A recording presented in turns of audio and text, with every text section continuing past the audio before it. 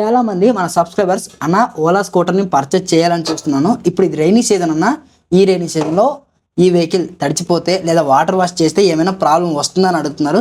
So దాన్ని ప్రాక్టికల్గా చూద్దాము. నా దగ్గర ఓలా స్కూటర్ ఉంది కదా, దీన్ని వాటర్ వాష్ చేసి చూద్దాము ఏదైనా కంప్లైంట్ వస్తుందా అని చెప్పి నేనైతే ఫుల్ వాటర్ వాష్కి అయితే ఇచ్చాను భయ్య.